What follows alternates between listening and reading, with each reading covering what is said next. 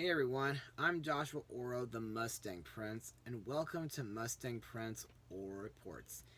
And welcome to part 3 of my Shrek quadrilogy blogs.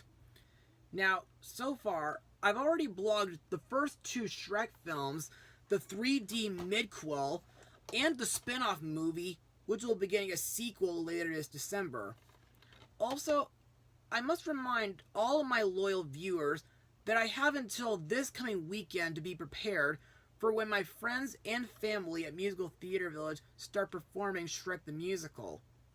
At the same time, I still have to share my thoughts on the 3rd and 4th films in the Shrek franchise. But for now, let's look at Shrek's 3rd movie and see what I think about it. Released on May 18th, 2007, the movie is Shrek the 3rd. Now, on for the plot of the movie. When King Harold sadly passes away, Shrek learns that he'll have to rule the kingdom of Far, Far Away unless he can find a suitable heir to the throne.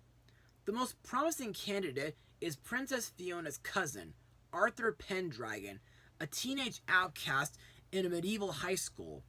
Shrek and his trusted companions, Donkey and Puss in Boots, set out to bring Artie back, but find that their mission is a bigger challenge than they expected. So, what are my thoughts on this movie? Well, I understand that this is the weakest film to many Shrek fans, but for me, there are several moments that keeps it from being a horrible movie. Besides, to me, there are animated films a lot worse than this during 2007, like The 10 Commandments, for example. Anyway, let's head over to Mustang Notes. Following the success of Shrek 2, plans for a 3rd and 4th Shrek movie were announced in May 2004 by Jeffrey Katzenberg. DreamWorks hired screenwriters Jeffrey Price and Peter S. Seaman, who worked on Who Framed Roger Rabbit, Doc Hollywood, and How the Grinch Stole Christmas, to write the script for the film, and John Zack, who wrote the perfect score, came on board as a consultant.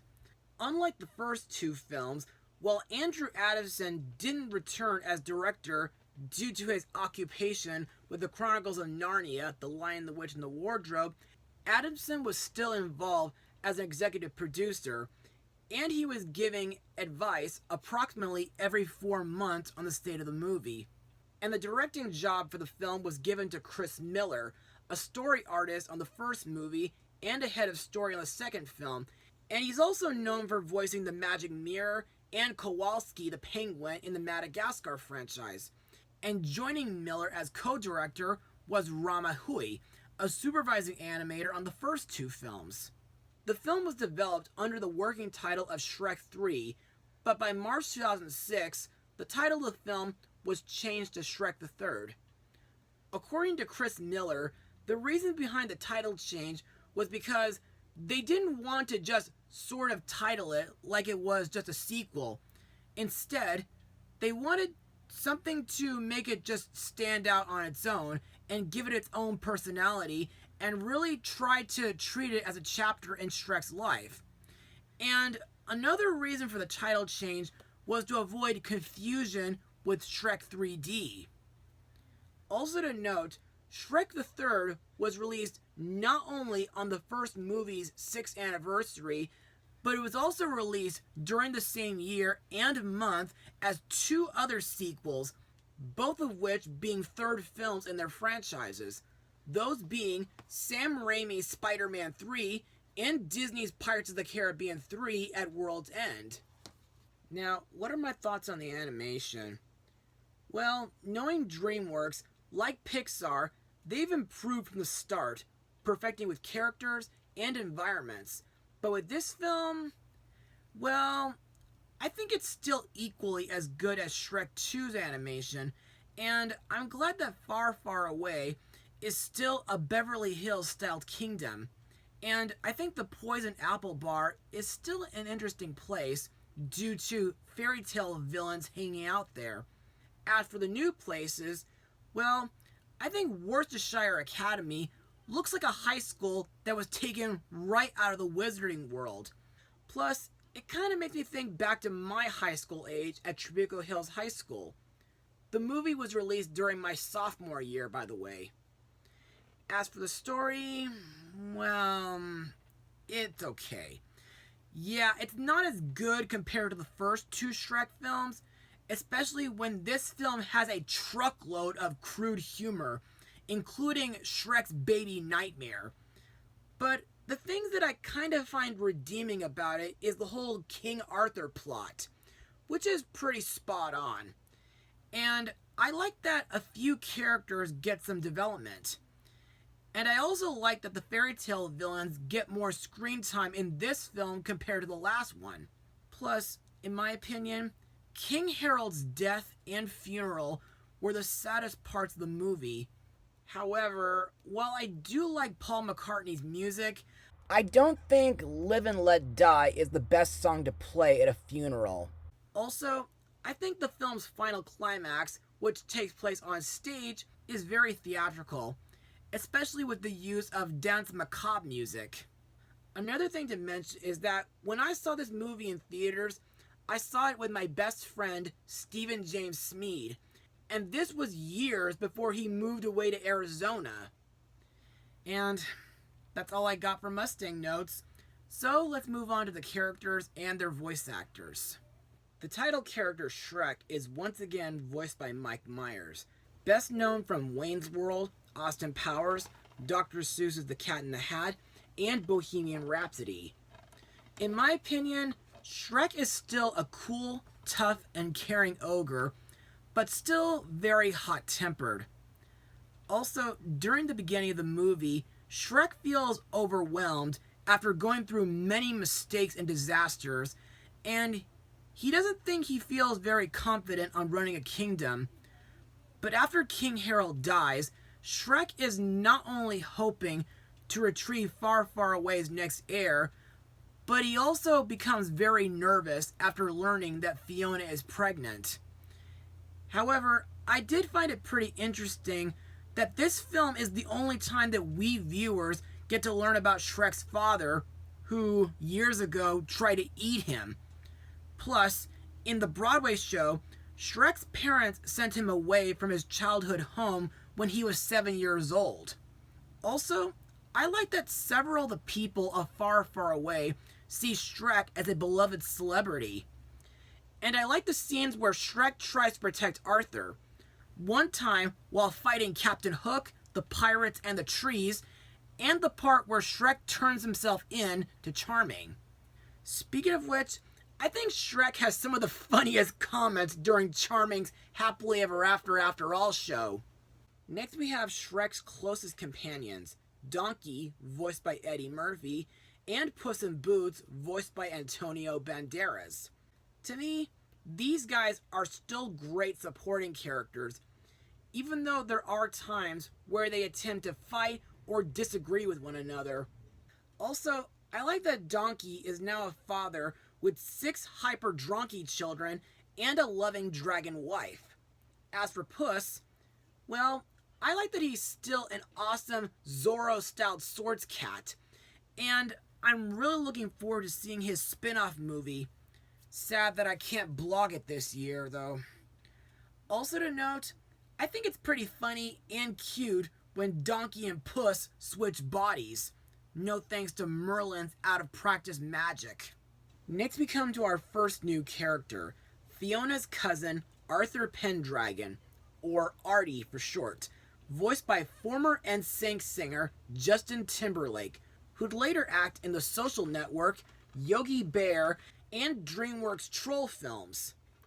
In my eyes, Artie's role in this film is pretty similar to how the original King Arthur legend portrays him.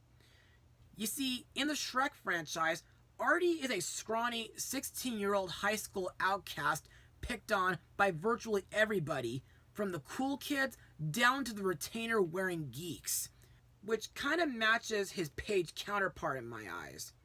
To me, Artie seems like a relatable character whom I'd want to be friends with, since, well, we outcasts have to stick together. Plus, his backstory about his father abandoning him was really, really sad. Also, I think Artie seems like someone with potential of being Far Far Away's heir, due to him revealed to be a super sword fighter and capable of showing bravery when necessary. Plus, I really love that speech that he gives to the fairy tale villains in order to have them give up their evil ways at the end of the movie. Next up is Merlin, voiced by former Monty Pythonite Eric Idle. This version of Merlin is a retired magic teacher due to his nervous breakdown, which he calls a third level fatigue. To me, Merlin seems rather eccentric, and his magic spells usually go wrong, like what happens with Puss and Donkey. Next we have Shrek's wife, Princess Fiona, voiced by Cameron Diaz, whom I remember from The Mask, Charlie's Angels, The Holiday, and the atrocious 2014 Annie film.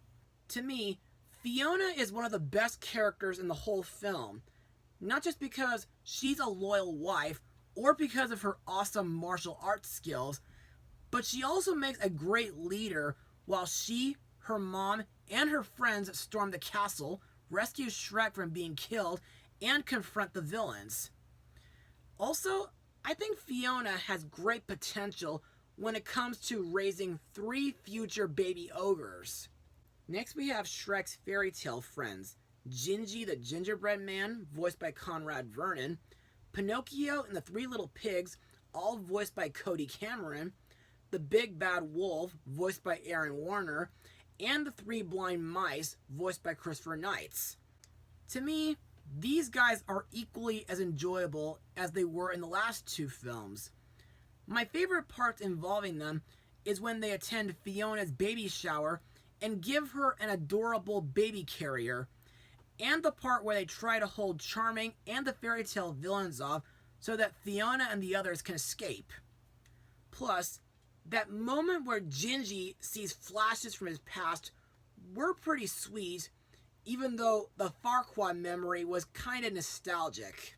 Next we come to Fiona's mother, Queen Lillian, voiced by the legendary Julie Andrews, best known from Disney's Mary Poppins, Rodgers and Hammerstein's The Sound of Music, the Princess Diary movies, Disney's Enchanted, DC's Aquaman, and she played Gru's mom in 2 of the Despicable Me movies, and the upcoming Minions sequel this summer.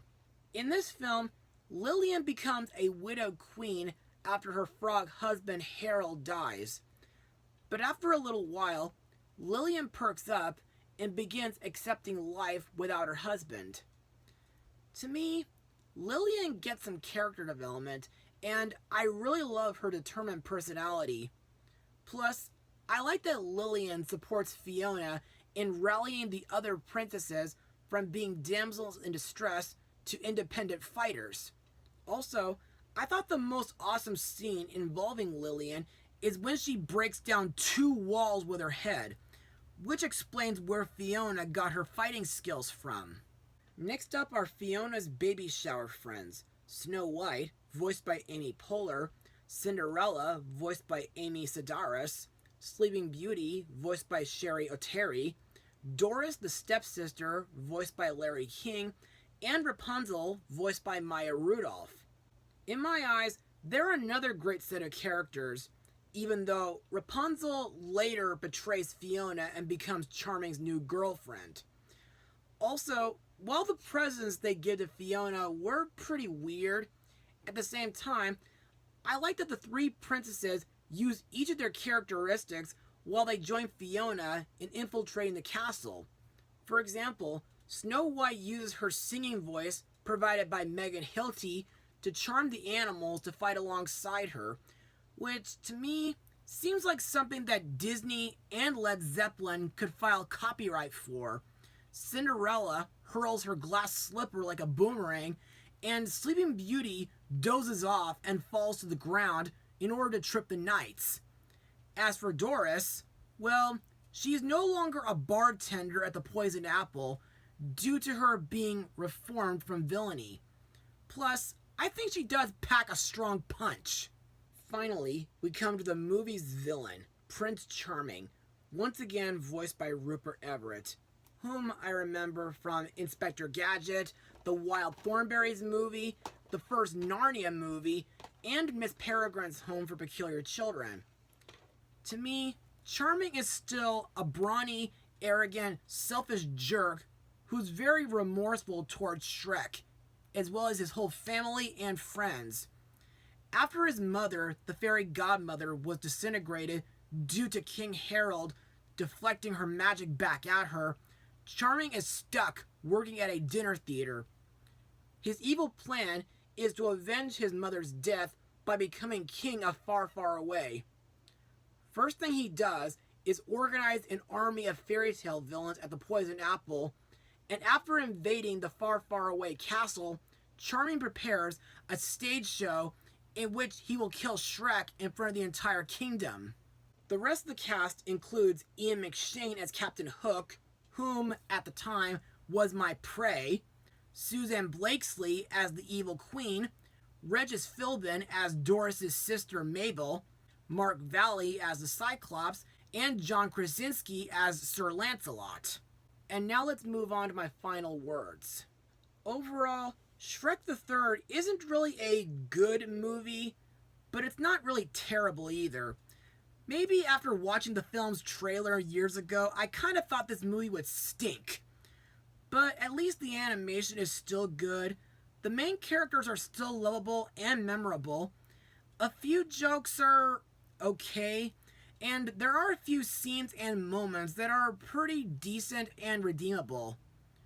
Also, I like the movie's moral stating that if there's something, you always wanted to do, or someone you really wanted to be, then the only one standing in your way is you. As for my rating, I'll give the movie a 67% out of 100. Well, that's all for now. Be sure to join me next time as we look at Shrek's fourth and final movie. To be continued.